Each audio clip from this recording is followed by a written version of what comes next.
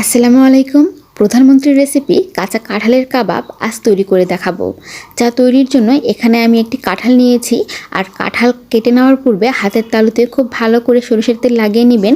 এতে করে কাঁঠালের যে আঠা আছে সেটা আপনার হাতের গায়ে আর লাগবে না। কাঁঠাল ভালো মতো টুকরো করে নেওয়ার সুবিধার্থে এভাবে ছোট পিস করে কেটে নিয়েছি। এরপরে সবুজ যে খোসাটা আছে সেটা কেটে নিয়ে এরপরে মাঝখানের যে দেখতে পাচ্ছেন যে একটা বোকার মতো একটা অংশ আছে, এই অংশটুকু কেটে আমাদের বাদ দিয়ে দিতে হবে। কাঁচা কাঁঠাল কিন্তু বেশ শক্ত হয়ে থাকে, এজন্য খুব সাবধানে কাটতে যাবেন, তা না হলে কিন্তু আপনার হাত কেটে যেতে পারে। প্রথমে এভাবে স্লাইস করে কেটে নিয়ে এরপরে এভাবে ছোটো ছোটো পিস করে আমি কেটে নিচ্ছি। আর কাঁঠালের কিন্তু শুধুমাত্র বিচি এভাবে বেছে আমাদের ফেলে দিতে হবে, এছাড়া কিন্তু কাঁঠালের সব কিছুই আমাদের নেওয়া যাবে। ছোট পিস করে কেটে নেওয়া কাঁঠালগুলো পানির মধ্যে দিয়ে 2-3 বার পানি বদলিয়ে খুব ভালো মতো ধুয়ে নিতে হবে। এরপরে যে প্রেসার কুকারে আমি সিদ্ধ করব তার মধ্যে সরাসরি নিয়ে নিচ্ছি, আর তার মধ্যে আরও দিয়ে দিচ্ছি 1/2 কাপের একটু কম বুটের ডাল।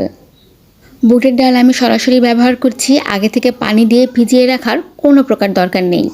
আরও এর মধ্যে 3 থেকে 4টি শুকনো মরিচ দিয়ে তাতে পর্যাপ্ত পরিমাণ পানি দিয়ে প্রেসার কুকারের মুখ লাগিয়ে দিয়ে 6 থেকে 7টি আমি সিটি উঠিয়ে নিব। সিটি উঠিয়ে নেবার পরে এভাবে একটি চালনির উপরে আমি ঢেলে নিয়েছি, এতে করে এক্সট্রা যে পানি আছে সেটা ঝরে যাবে। এই যে দেখুন, কাঁঠাল এবং বুটের ডাল দুটোই খুব ভালো মতো সিদ্ধ হয়ে গেছে। এখন হলো অনেক ইম্পর্টেন্ট পার্ট, কাবাবটাকে পারফেক্ট তৈরি করার জন্য। কারণ এই যে দেখুন, কাঁঠালের মধ্যে কিন্তু এভাবে চাপ দিয়ে ধরলে এক্সট্রা অনেক পানি পাবেন। এই পানিটা আমাদের এভাবে চাপ দিয়ে বের করে দিতে হবে। এই পানি সহকারে যদি আপনারা ব্লেন্ড করেন তাহলে কিন্তু এই যে ব্যাটারটা হবে সেটা অনেক প্যাসপ্যাসে আর পানি পানি থাকবে, যার কারণে কাবাবটা আপনার ভালো হবে না। এই জন্য এভাবে হাত দিয়ে চিপে কাঁঠালের ভিতরে যে অতিরিক্ত পানি আছে সেটা আমাদের এভাবে বের করে নিতে হবে। এই যে দেখুন কতগুলো পানি বেরিয়েছে, এই পানিগুলো থাকলে কিন্তু কিছুতেই আপনার কাবাব পারফেক্ট হবে না। এখন সব কিছু ব্লেন্ডারের মধ্যে দিয়ে খুব ভালো মতো আমি ব্লেন্ড করে নিচ্ছি। আপনারা চাইলে কিন্তু পাটাতেও বেটে নিতে পারেন।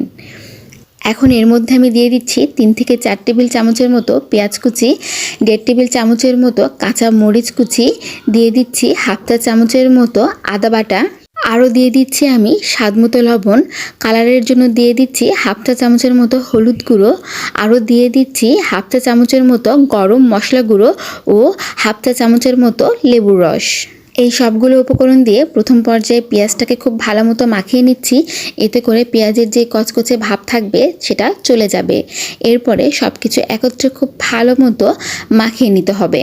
আপনারা চাইলে কিন্তু এই পর্যায়ে এর মধ্যে একটি ডিমও অ্যাড করতে পারেন, তবে আমি কোনো প্রকার ডিম দিচ্ছি না। ডিম ছাড়াই কিন্তু এটা একদম খুব পারফেক্টভাবে তৈরি করে নেওয়া যায়।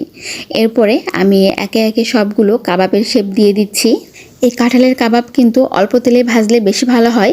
আমার প্যানে আগে থেকেই বেশি তেল দেওয়া ছিল, এজন্য আমি ডুবো তেলেই ভেজে নিচ্ছি। আপনারা কিন্তু চাইলে অল্প তেলের মধ্যেও এভাবে উল্টিয়ে পাল্টিয়ে খুব ভালো মতো ভেজে নিতে পারেন। আর এই কাবাব কিন্তু আমার কাছে খেতে বেশ ভালোই লেগেছে। আপনারাও বাসায় ট্রাই করবেন, আশা করছি আপনাদের কাছেও ভালোই লাগবে। ধন্যবাদ।